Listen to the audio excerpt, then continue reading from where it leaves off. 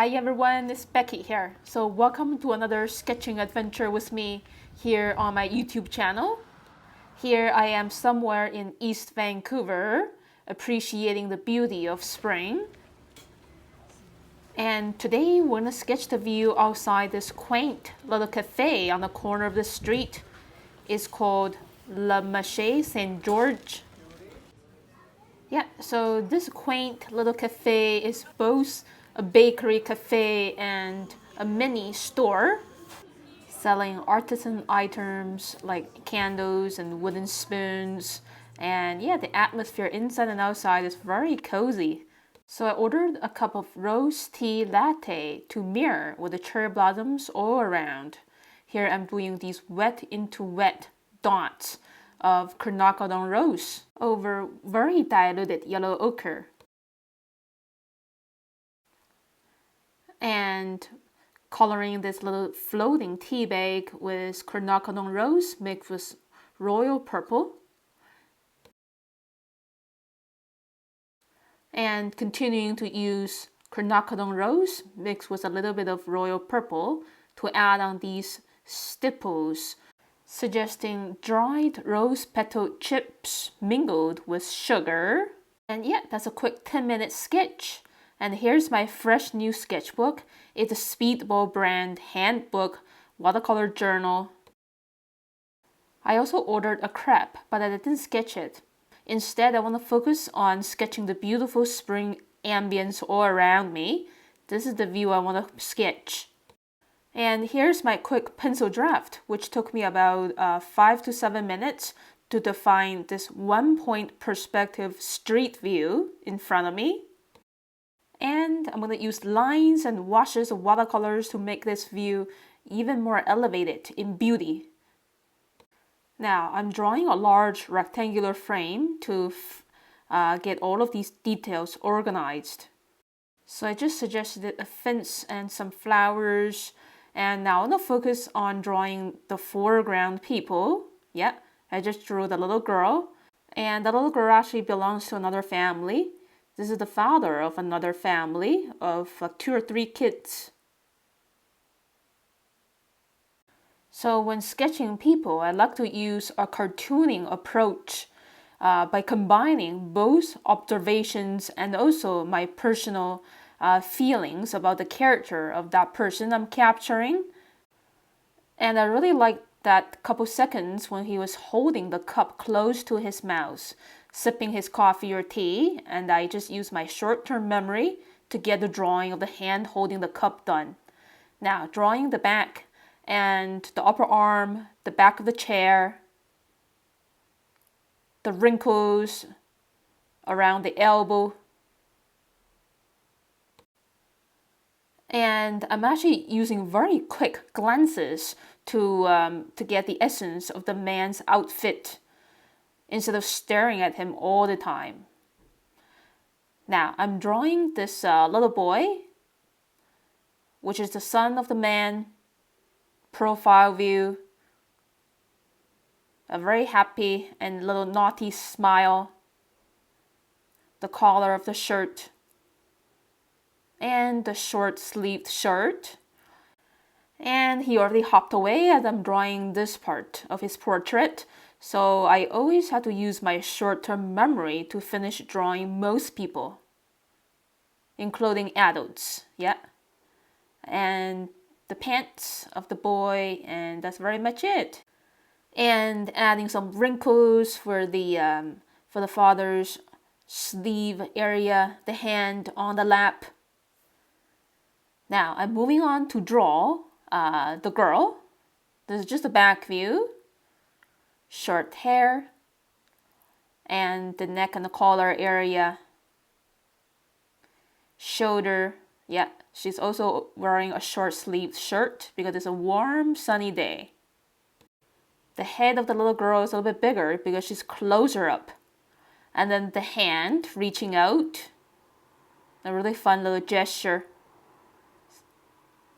Now, I'm drawing the mother, starting with the shape of the hair and the face. A very calm facial expression. drawing the flowers on this little girl's fancy dress. Now I'm drawing the round table for the family and the cups of drinks for all the people, yeah, and plates. This is the leg of the round table. And my next move is very important. Now I'm taking this line and let it slant down towards the right to suggest a perspective of the sidewalk. And beyond the sidewalk are these cherry trees and garden plants. Now, the next tree closer up is visually taller and bigger. Now, I'm drawing these major branches or boughs and connect them together to form the trunk area.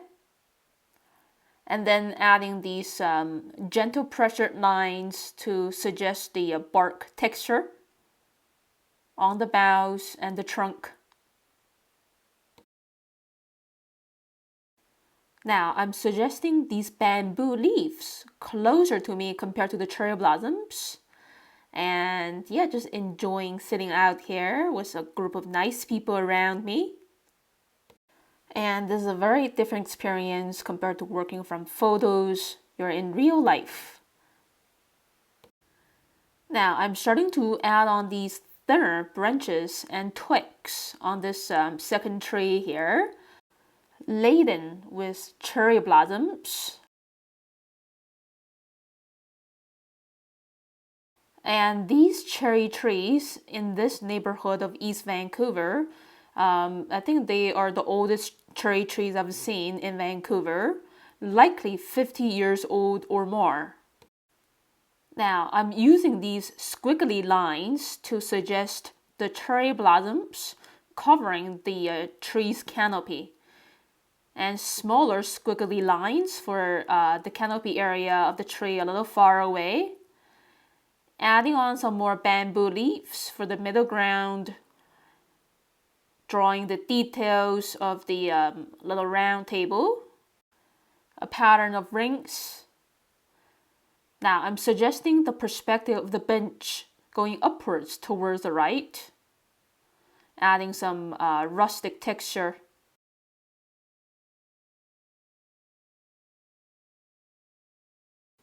And then drawing some more flowers and leaves. Now I'm starting to draw this row of cars aligning to the curb. So in the far distance, that car is very small, and then they're visually bigger and bigger as they move closer to us. Now this car closer up is quite big. So just focus on the contour outline first, adding on the curb, and then the loose foliage on the garden bed inside the pot, actually, yeah. And these plants are looking a little wild. This is the lounge chair for a customer to sit on. They just want to finish drawing the foliage here because they're overlapping in front of the car, suggesting the bottom of the car's body wrapping around the wheels, and then install the wheels. So these wheels are not visually perfect circles as they're laying sideways. And the back wheel of this car is visually smaller because of distance. So if you look very carefully, these slanting horizontal lines, including the two lines on the back of the bench, they're all going into a vanishing point. Yeah, so all of those horizontal lines, they are below my eye level. They're going upwards toward the vanishing point. And my eye level is very much on the same level as the man sitting under the tree. Now I'm drawing all of these essential details on this car, the side mirrors, the windshield and the lights, and the side windows. There are a lot of trapezoid shapes to see. and the divisions of panels on these windows, and the silhouettes of seats seen through the window panels. Now suggesting some more cars. So this neighborhood is very tightly packed up with parked cars on the streets. Now drawing this large shrubbery on the other side of the street, and an electricity post in front of it, and a young tree. And yeah, there's just so much details in this urban landscape to capture. And using squiggly lines to suggest the foliage texture of the shrubbery wall. And another tree in the backyard of a house. Now I'm drawing the branches of the cherry tree that's just a few steps away from me, even closer compared to the two cherry trees that I already drew. And then suggesting the dangling flowers on the tips of these branches.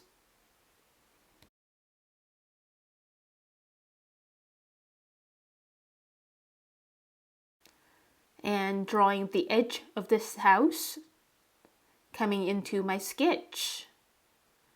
And it's fun to include this many layers of objects in this urban landscape. And another faraway house, windows and a balcony, shading in these window panels with solid brown ink, and a tree behind it, suggesting the faraway foliage using these loose and quick squiggles. And now I want to suggest the texture of the lawn. Yeah, just a few steps away, shading in the soil area of the little garden bed. So here's a look of my finished line drawing. It took me like 1 hour to draw. And I've got new people sitting in front of me now. The family with kids, they are gone. So I'm gonna paint the cherry blossoms first. I just wetted the tree's canopy with clear water. And then punching on these bold brush marks of very diluted quinacridone rose mixed with cadmium red medium. Yeah, very diluted with a lot of water. So it's a very mellow, soft pink for now. And second layer wet into wet, the same two-color mixture, but containing less water this time, with a higher ratio of quinacridone rose and just a bit of cadmium red, using these loose stippling bold brush marks to loosely define the flower clusters. And here I am, continuing to enjoy the moment and the fresh spring air. And I'm going to do the same procedure for the cherry blossoms in the distance. Start with a very watery pink, and then stipple on a heavier tone of the same color.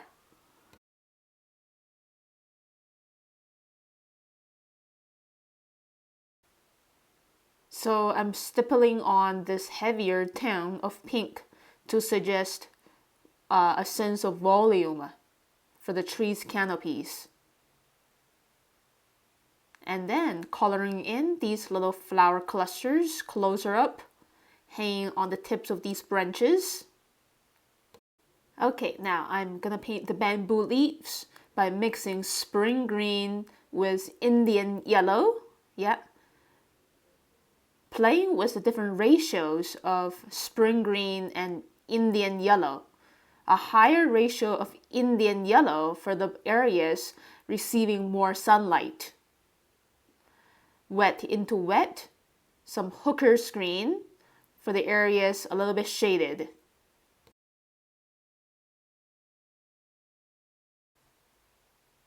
And I'm going to use the same color combinations for painting the shrubberies here, using hooker's green to shade the bottom half of the shrubberies, and mixing burnt sienna into hooker screen for even more intense shade for the shrubberies.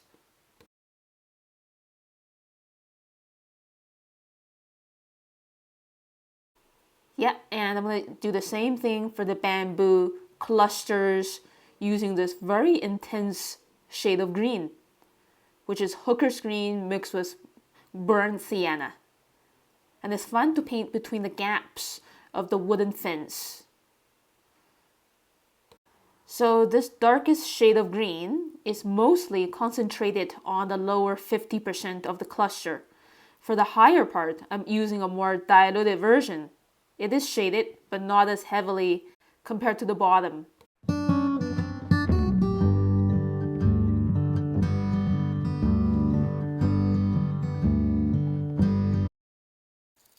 Now it's time to paint the sunny day sky.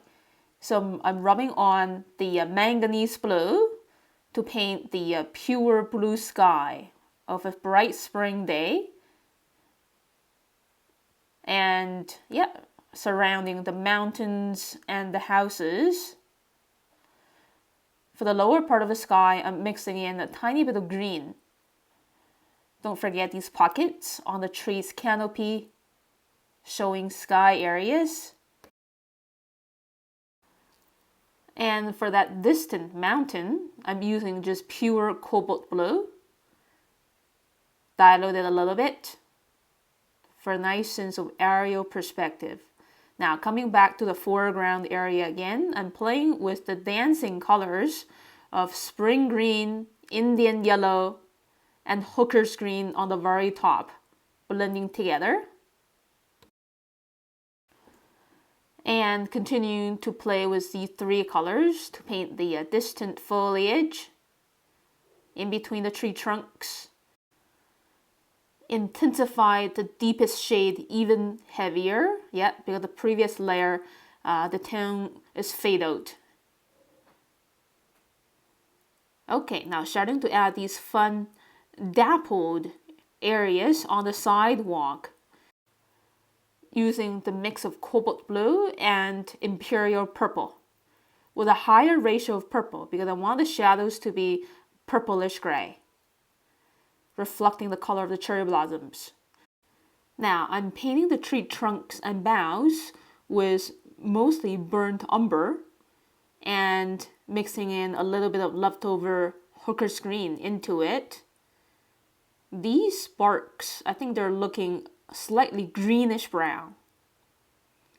And yeah, I'm going to use the same color to paint the wooden planks of the little fence. And using the leftover purple, diluted a lot to paint the foggy canopy for that distant tree. Adding on these little brush marks of hooker's green to paint the foreground little garden area. Using leftover gray to paint the tables and shade the bench, which is cobalt blue mixed with imperial purple. It's nice to have these muted tones of grays to balance with those vibrant colors of spring.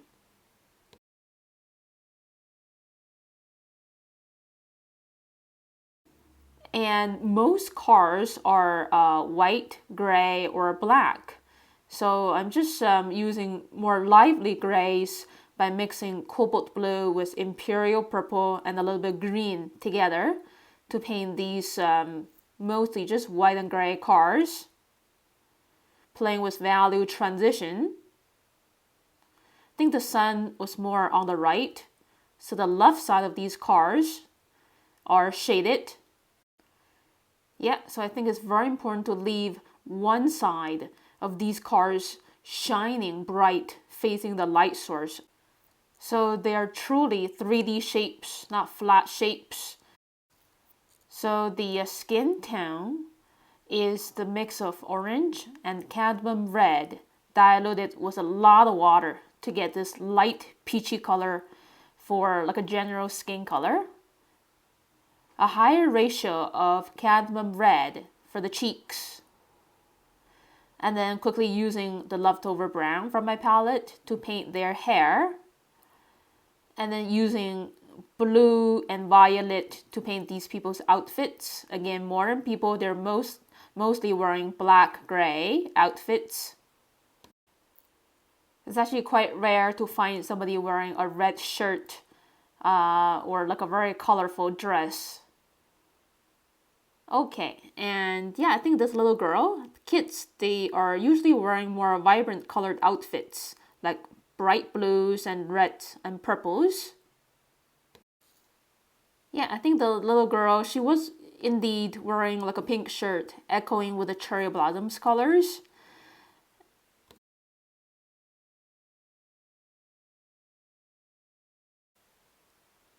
And working on the final polish of my sketch painting, making these cheeks a little bit more reddish and healthy.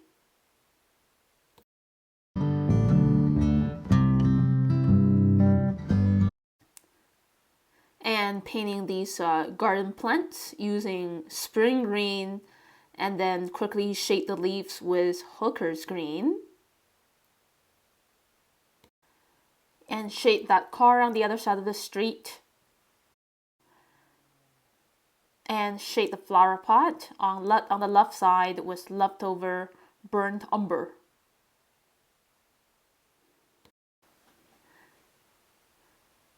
And I also want to add a higher sense of contrast for the cherry blossoms by using quinacridone rose, mixing a tiny bit of imperial purple into it.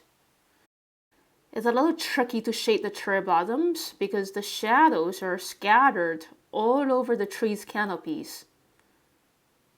Yeah, but just trying my best to bring out the intense contrasting tone without making the tree canopies way too dark. Now, shading the boughs and the trunk using raw umber with a little bit of cobalt blue mixed with raw umber, less water. And then using the few hair on my brush tip to suggest the smaller branches hiding in between the flowers.